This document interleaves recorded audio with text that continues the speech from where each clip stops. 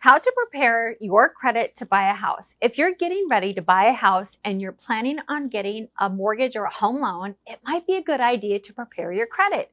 Credit scores can not only affect your ability to qualify for the home loan, but it could also impact your interest rate as well as mortgage insurance if you are putting less than 20% down. One of the first things that is important to understand is that there is a difference when a home loan lender pulls your credit versus when you check your own credit score online. This is very, very confusing, and we have this conversation quite often. So it's one of those things that there are so many different types of algorithms that produce different credit scores, and they vary based on how we're getting the credit score. So if our credit card company is giving us a credit score, it's a scoring model for that purpose. If we go to buy a car, then the car financer that's giving us our credit score is going to be different. The algorithm is different for that. When we get a consumer credit score, the algorithm that drives that particular score is different. And then again, when we go through the home loan process, the credit scoring model that drives the scores used to obtain a home loan are different. So I know it's very confusing, but the only real way to know your credit score for a mortgage is to have a mortgage lender pull your credit. This is something you would typically do during the application process. However, prior to applying for a home loan or mortgage, it's still a good idea to check your credit score online. And these different services out there will give you a general look at your credit score.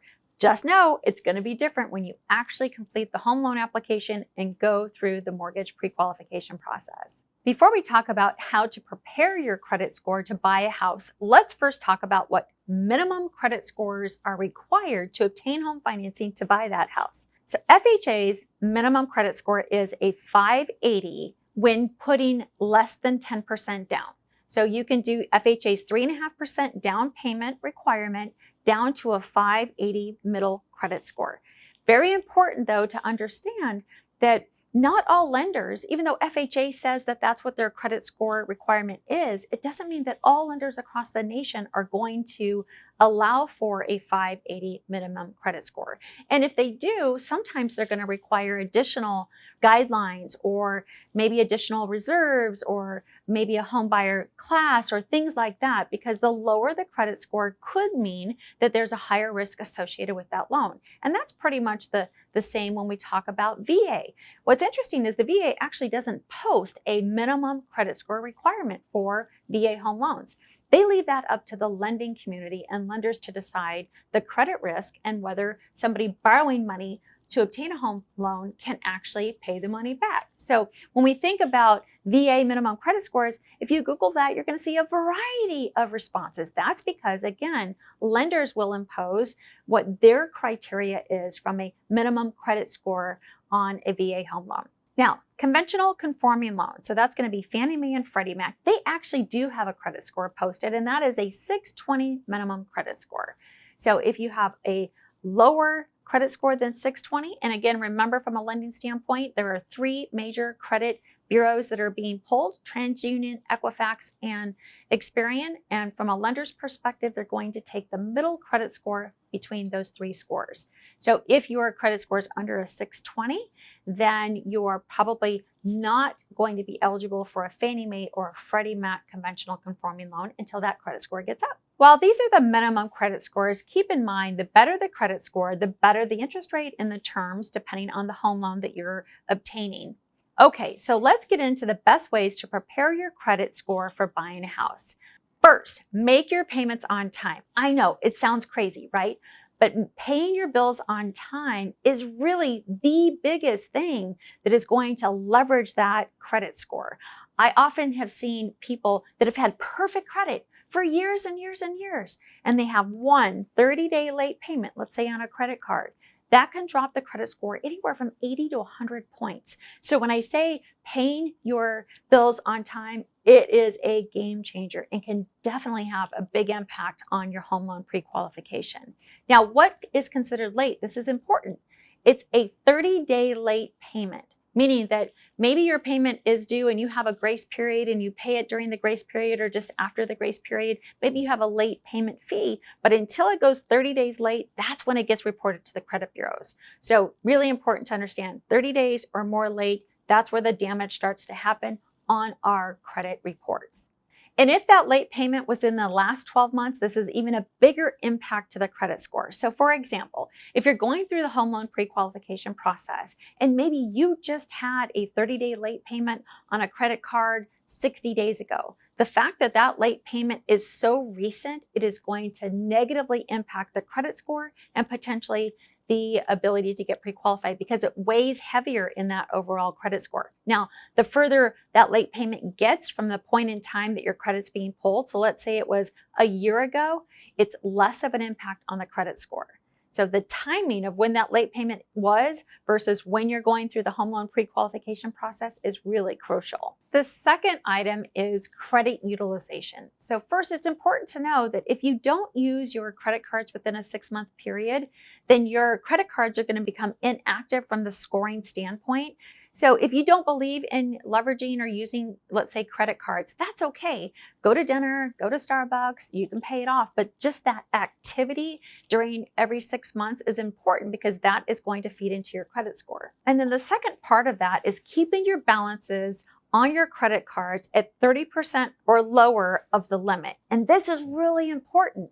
I see people all the time that maybe they use a credit card for work. And maybe it has a $10,000 limit. And for work, they're maxing it out every month, even though they get reimbursed and they pay it off. If at the point in time that the lender is pulling the credit and that credit card is essentially maxed out, or the balance exceeds 30% of the limit on the credit card, you're going to start to see the credit score be impacted negatively. So the sweet spot is 10%. So keeping balances at 10% or lower of the limit. But anywhere between that 10 and 30% is fine. Once those balances on credit cards start to exceed 30%, you're going to see a potential decrease in the credit score. And this is even if you've never had a late payment. This is what's so crazy about it. Because the utilization, the credit utilization is a factor that drives the credit score. And a lot of people don't realize that. So now you know.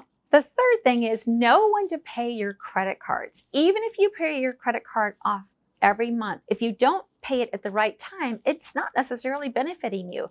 You can contact the creditor and ask them when they report to the credit bureaus. If you're paying that credit card off, plan to pay it prior to when the creditor is actually reporting it to the credit bureau. That's going to help maximize your credit score. And finally, this is really, really important. If you want to buy a home and you know you're going to use a mortgage, be sure that you actually have an experienced mortgage lender pull your credit report prior to you doing anything.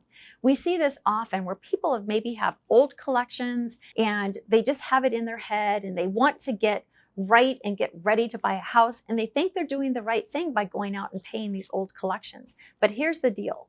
If you pay a very old collection off without talking to the creditor appropriately, and that collection account now shows as a paid derogatory debt, the issue is when you do that, you're bringing a very old, kind of outdated account current. So that can decrease your credit score. So if you're going to pay off a collection account and it's an old collection account, stop. Don't do that until a mortgage lender has given you the green light to do it and has educated you on how to do it if it's needed for the home loan. And it may not be. It may not be a requirement to obtain a home loan. So don't go and pay an old collection if it's weighing on your shoulders. We see this quite often with medical collections, right? So one of those things that, again, a lot of people don't realize. They think they're doing the right thing by paying an old collection, but it could actually drop your credit score. So stop and talk to a lender first. And then lastly, we have people that have closed their credit cards and the credit score drops. I know, it's crazy. But again, part of what's driving a credit score is your revolving available balance on your credit cards.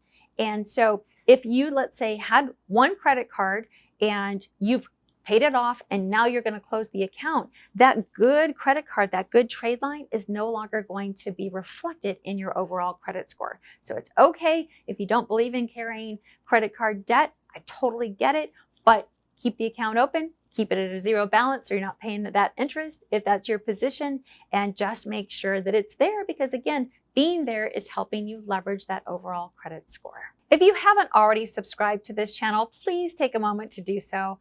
It would mean so much to me. I want to make sure that you are informed and you're making informed buying decisions. So please subscribe and become part of our community. If you learned something today, please give this video a like and a thumbs up. If you have questions, please comment below. We'll see you next time.